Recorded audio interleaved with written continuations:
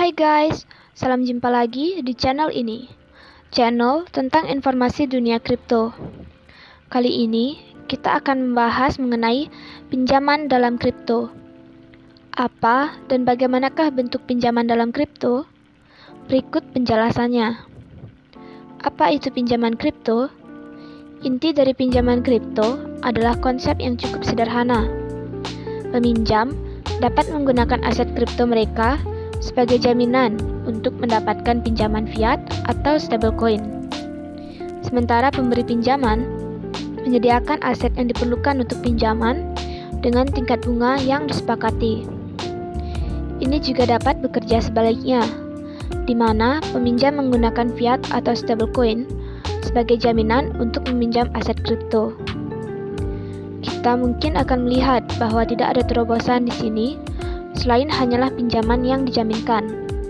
Tetapi kredit dan pinjaman adalah bentuk bisnis keuangan tradisional yang kuat dan dapat membuka berbagai aplikasi, termasuk manfaat untuk bisnis, institusi, pedagang, dan pengguna.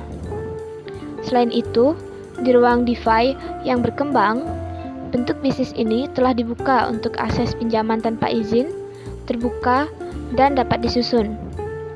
Hal ini mengarah ke kasus penggunaan baru, seperti tarif yang dioptimalkan di seluruh platform, dan flash loan atau pinjaman kilat, di mana pengguna dapat memanfaatkan transaksi untuk meminjam hingga likuiditas penuh platform, selama mereka membayarnya kembali dalam transaksi yang sama.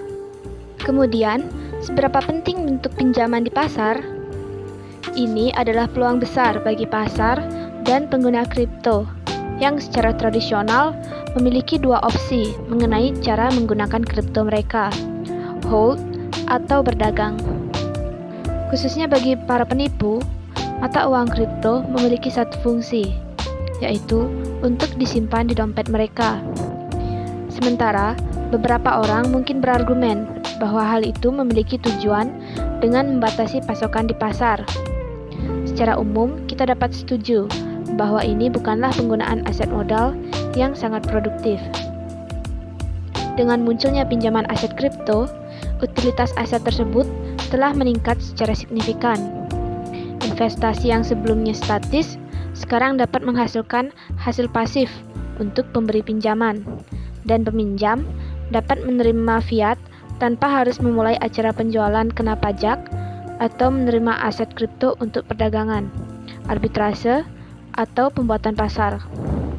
Ini adalah peningkatan substansial bagi pemegang individu dan investor institusi besar. Selain peningkatan utilitas ini juga salah satu dari sedikit kasus di mana kripto memberikan analog langsung yang ditingkatkan ke sistem keuangan ketika membandingkan pengembalian pinjaman ke rekening tabungan bunga. Pada saat penulisan, sebagian besar platform peminjaman kripto memberikan tingkat bunga sekitar 8% untuk meminjamkan stablecoin. Sebagai perbandingan, sebagian besar rekening tabungan di Amerika Serikat memberikan kurang dari 1% pengembalian dolar. Meskipun ini merupakan peningkatan besar pada ekosistem kripto, ini tidak menawarkan manfaat penuh dari kredit yang sebenarnya. Seperti dalam bentuknya saat ini, semua pinjaman kripto dilebih-lebihkan. Ini berarti Anda harus sudah memiliki modal yang Anda inginkan untuk menerima pinjaman, yang berarti pasar pinjaman kripto tidak menumbuhkan kue. Ini sangat mengecewakan ketika menyangkut populasi dunia yang kurang dan tidak memiliki rekening bank, yang paling membutuhkan peningkatan akses keuangan. Jenis platform pinjaman terpusat versus terdesentralisasi. Platform pinjaman terpusat bertindak lebih seperti perusahaan fintech tradisional yang kebetulan bekerja dengan cryptocurrency. Mereka mengikuti proses mengenal pelanggan Anda atau know your customer dengan pengecualian maker, yang sistem tata kelola terdesentralisasinya menentukan tingkat suku bunga. Platform terdesentralisasi ini memiliki tingkat suku bunga variabel yang ditentukan oleh penawaran dan permintaan untuk aset di platform. Bergantung pada fungsi suku bunga, hal ini terkadang dapat menyebabkan perubahan besar dalam suku bunga. Apa yang menjadi risiko dalam pinjaman kripto?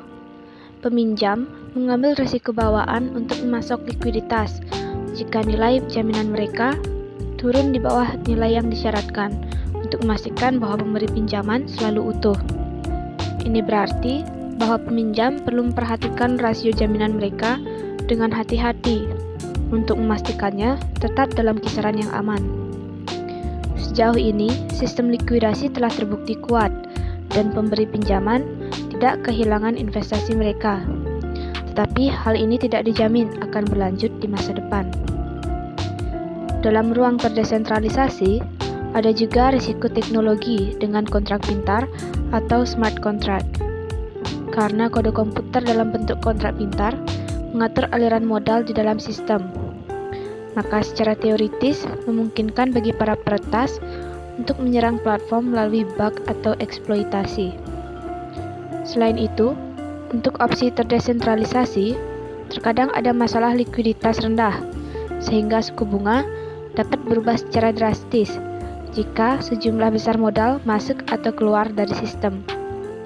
Secara umum, fungsi suku bunga diciptakan untuk mendorong keseimbangan yang cukup stabil, tetapi volatilitas memang biasa terjadi. Terakhir, ada risiko perpajakan dan peraturan yang terlibat dalam penggunaan platform ini, terutama karena salah satu kasus penggunaan utama pinjaman berhubungan langsung dengan menghindari tagihan pajak. Secara umum, banyak yurisdiksi tidak memiliki panduan yang jelas tentang sifat dari banyak aset ini, termasuk stablecoin. Ini mempersulit seseorang untuk mengetahui implikasi pajak yang tepat dari aktivitas pinjaman kripto mereka, dan disarankan agar pengguna berbicara dengan konsultan pajak. Selain itu, banyak platform terdesentralisasi beroperasi tanpa lisensi dan tanpa pengungkapan KYC, yang berarti masa depan peraturan mereka tidak dapat diprediksi. Demikian penjelasan mengenai bentuk pinjaman kripto. Semoga dapat bermanfaat. Jangan lupa like dan klik subscribe channel ini untuk mendapat berbagai update informasi tentang dunia kripto.